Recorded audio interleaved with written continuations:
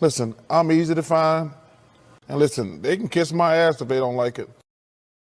What's going on, ladies and gentlemen? Nathan back with another video presentation.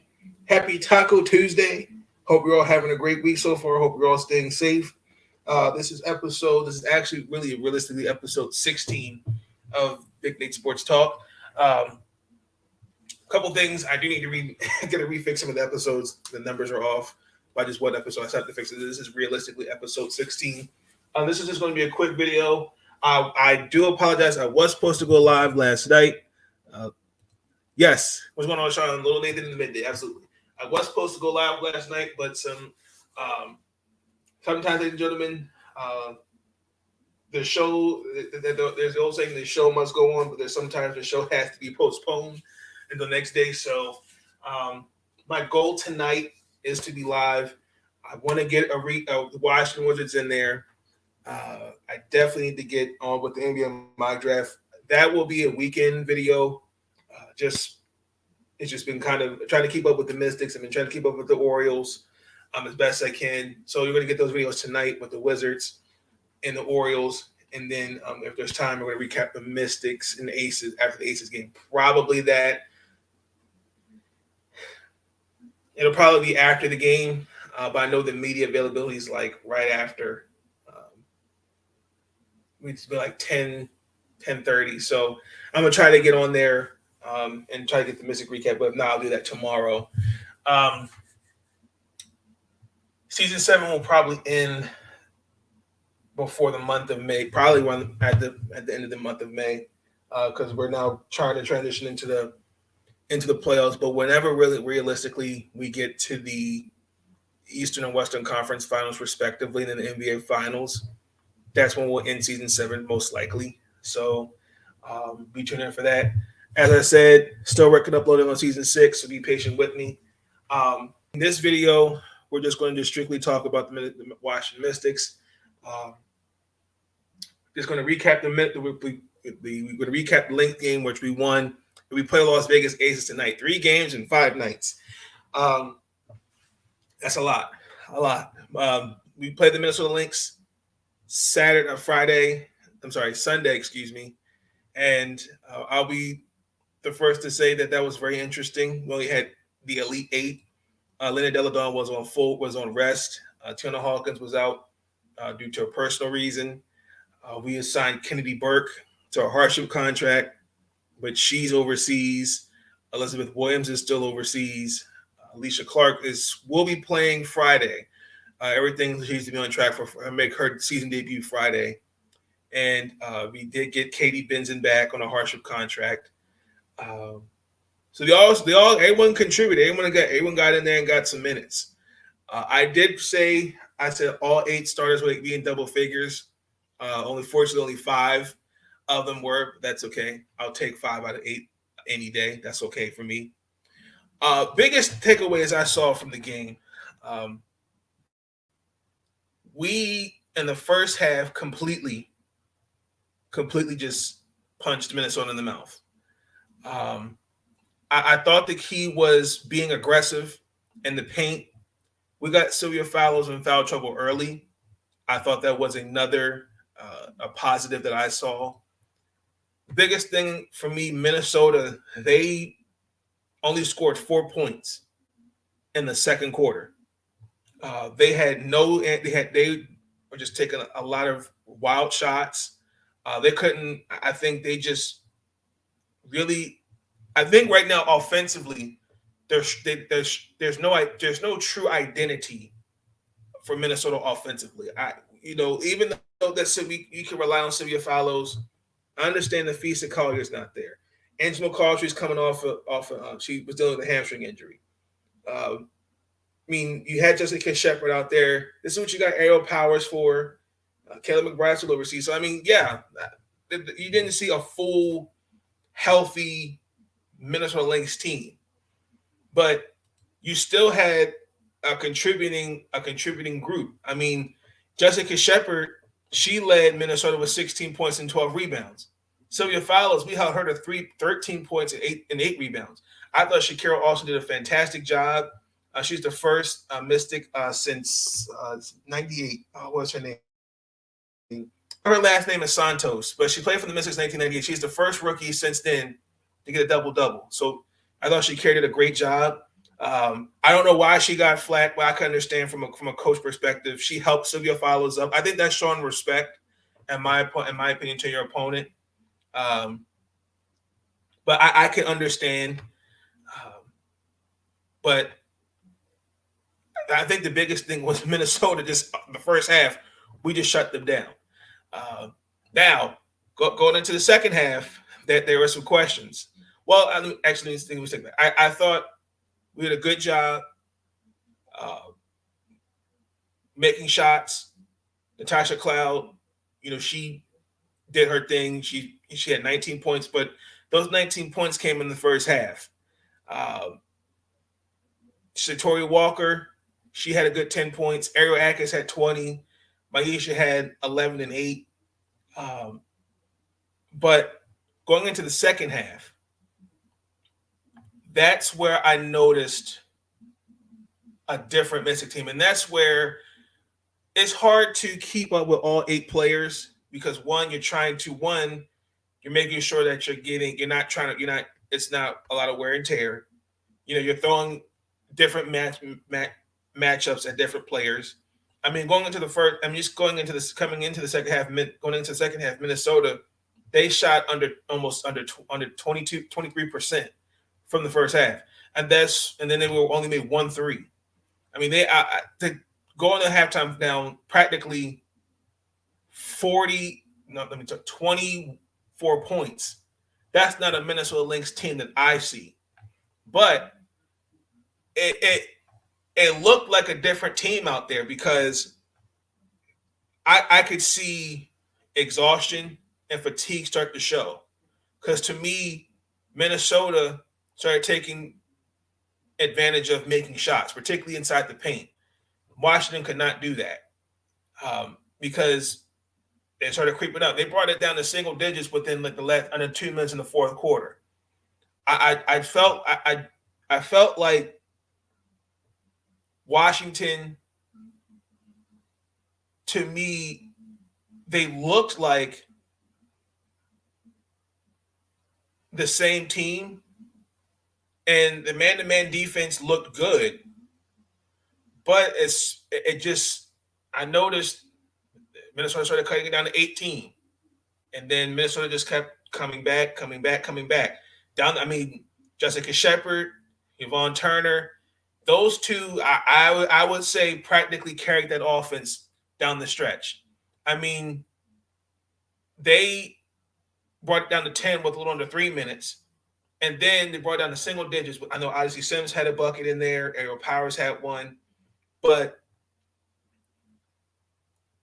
I think that it just was fatigue. I mean, mental toughness. We held our own. I'm very proud of the group. I'm very proud of the women. They played tremendous basketball. That's a lot they can get out of 8 players when you only have 8 healthy players. That's a lot, and they did their thing. I'm not mad at it. Now, if you're Minnesota, I'm not going to push the panic button. You don't have everybody back. They just signed Renea Davis back on a hardship contract. I would like to see what this team looks like healthy, and everyone's back home from overseas because everyone still has an overseas commitment. So I'd like to see what that looks like. That's number one. Number two, Washington, same boat. Unfortunately, we're going to transition into tonight. We don't have Natasha Cloud. Clip. Relationship with your children. My God. So, according to Shida Creed Copeland for the Washington Post, Natasha Cloud has entered health and safety protocols. Elena's supposed to be back tonight. This is a home game for us. We should have Tiana back. We should. Alicia won't play until Friday. So we'll probably have everybody hopefully back by Friday healthy.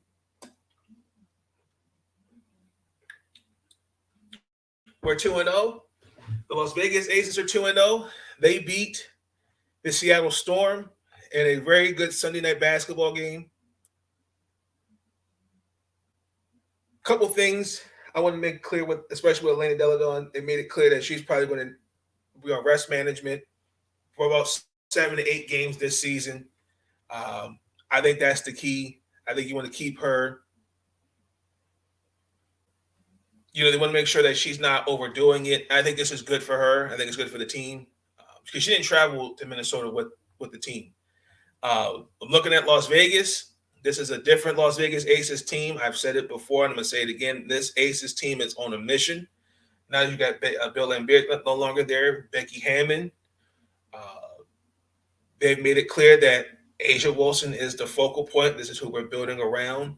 This is what we're going to do. The offense looks entirely different. Everyone's getting some love on the offensive side of the ball. The spacing and the pace of the Las Vegas Aces. That's how I want to know, can Washington contain that? And I think the way to combat that is on the offensive end.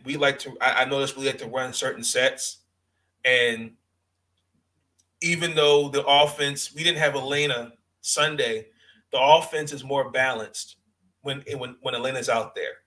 Even though she had 21 points, Ariel Atkins had 20. We still had we had the others contributing. Now I look at Shakira Austin, who started in place of Elena. She had 13 points, 10 rebounds. So the offense, to me, even though Elena's not there, it can still hold its own weight. Now,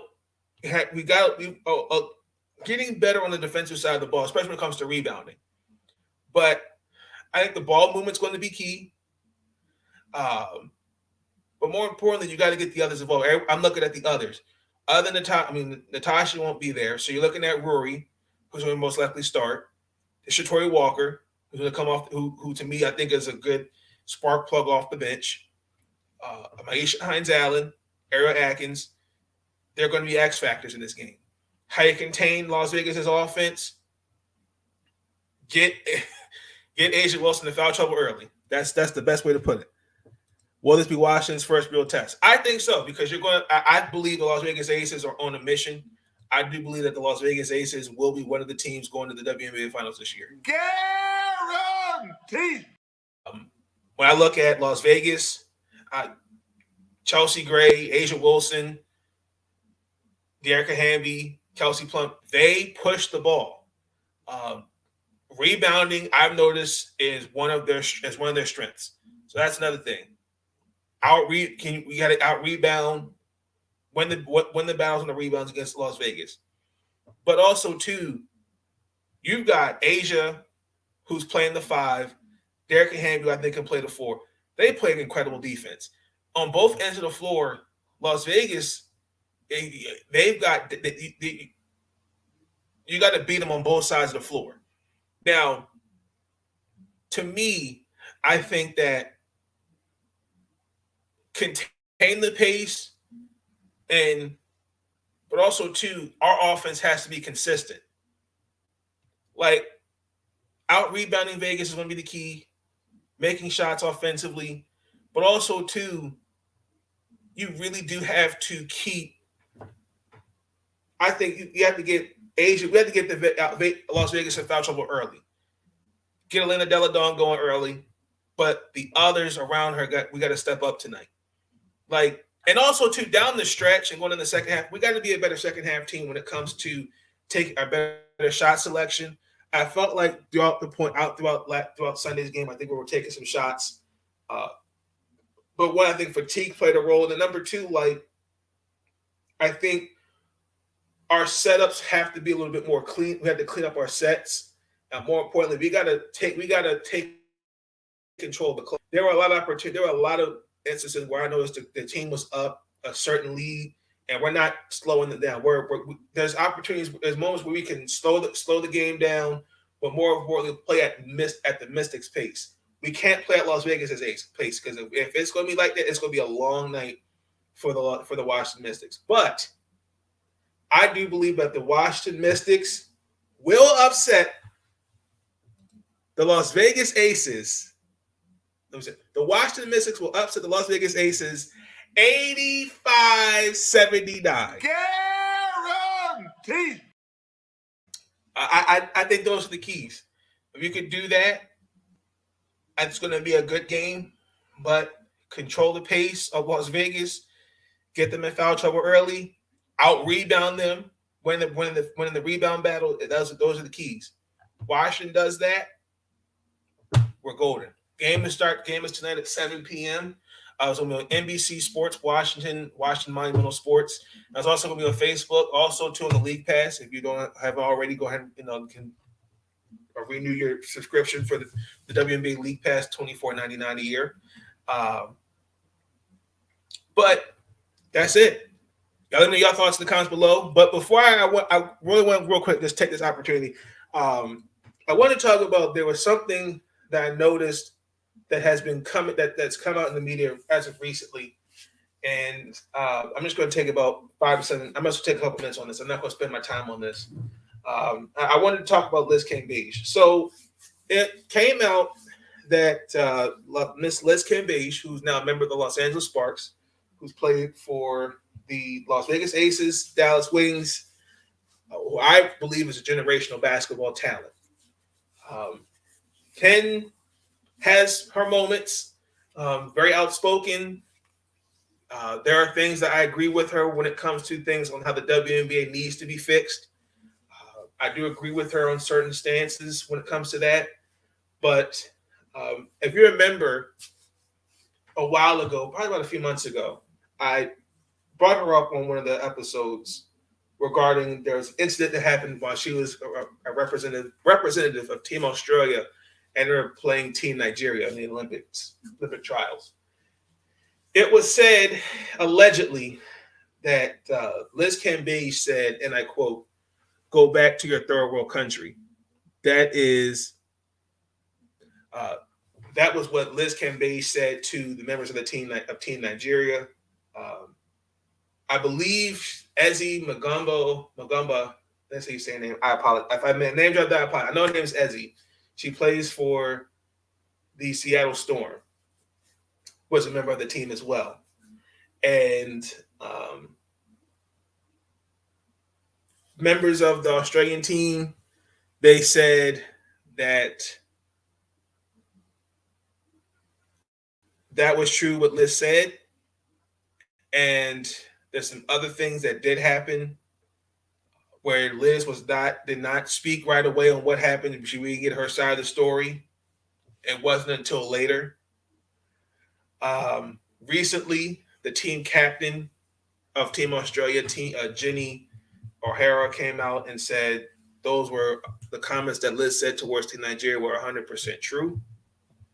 And Liz came out and tweeted about a day or so ago that, I'm just paraphrasing it, that the truth will come out, and so forth and so forth.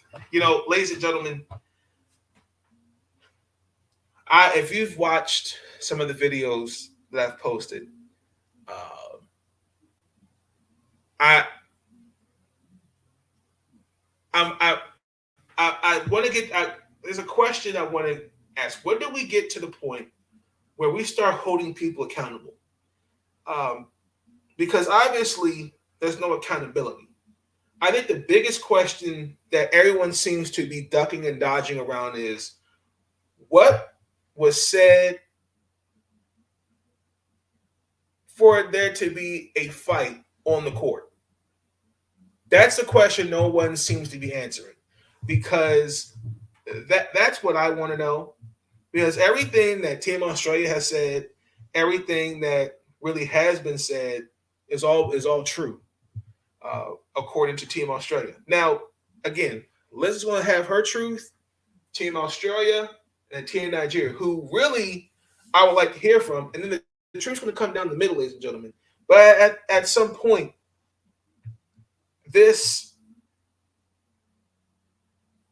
we're gonna we really need to start holding people accountable. Because let's keep it real for a second. I want to make sure you guys understand this. When that occurred, Chelsea Gray came out with a statement showing support of Team Nigeria. You had Diamond DeShields and other women of other women in the WNBA that spoke out against Liz Cambage and her actions, because around that time, that's where she started pulling out the mental health card. And then also, too, like I said, Liz was not given an opportunity to get her side of the story, which I think was wrong. You should have gotten her side of the story, which I think is important. I want to try to be fair and balanced. I want to, okay, well, what did they say for you to say that? Okay. But to me, listen, there's going to be trash talking on the basketball court. This is alleged. There was trash talking on the court, as you want to get that during any basketball game. But the question that I want to know is, something happened where there's something that Liz doesn't want to say, Team Australia and Team Nigeria aren't saying, because for it to get to that point where there was an altercation in the court, what was said and how and who started it? That's the question no one's answering. But they did an investigation on Liz. Nothing happened. Pretty much washed their hands of it. And you've got a lot of profound players, from sports journalists from Australia. You've got former NBA basketball players, even members of Team Australia, basically saying this is what happened. But one thing let